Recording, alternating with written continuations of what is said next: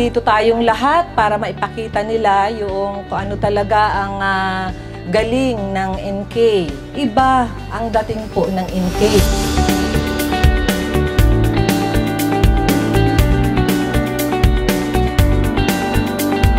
So, pinapakilala ko po sa inyo si NK6130, ang ating pong hari sa bigatin. Ang maturity days niya po, pupasok lang po ng 115 to 118 days. Pwede na ho tayong magpaane. Yung malalaki ang bunga, maganda po ang kulay, malalaki ang butil, at malakas umani. Siyempre, ano po?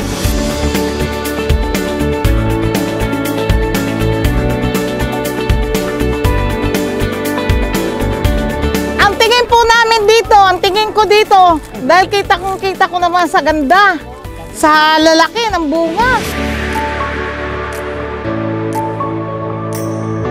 Makikita nyo naman po sa itsura niya, napakalaki po ng bunga at ang kanya pong paikot ay napakarami. So yung haba po niya, makikita po ninyo, napakalaki.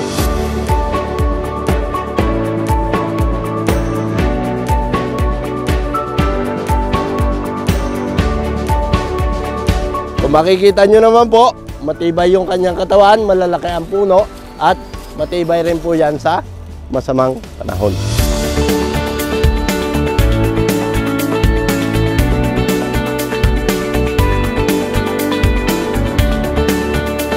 Malaki ang butil, pero yellow-orange.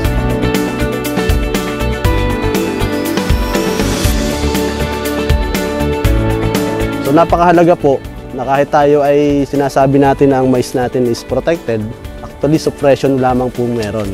So kailangan natin mag-spray ng match at saka ng Bertaco. Sapagkat ang match po ay may protection laban sa mga itlog na uod na ito. Ang itlog po ng uod na ito hindi na ho napipisa kung mag-spray kayo ng match. Ang kagandahan po ng kompleto ang ating fertilizer is na de-develop na maganda ang ating mais simula sa ugat nito hanggang sa dahon hanggang sa bunga.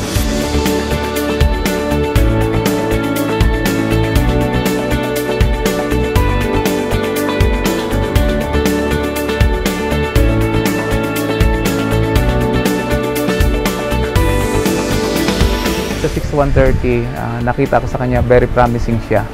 Yung tayo ng puso niya para siyang 8840, pero yung dulo kasi niya, yung tip niya, na nakukubera ng kernel. So malaki siya.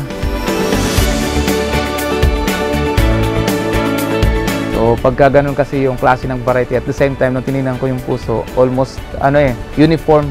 Yung uniformity lang naman ang mahalaga dun minsan eh. Minsan, pagka kahit pa may malalaki, kung hindi naman uniform, hindi mo rin makuha yung magandang yield. Pero kahit pa regular size lang siya, pwede mo makuha yung magandang yield pagka uniform siya. Ay yung 6130, uniform ear siya, pero malalaki pa rin. Kaya nakikita ko talagang magiging promising variety siya.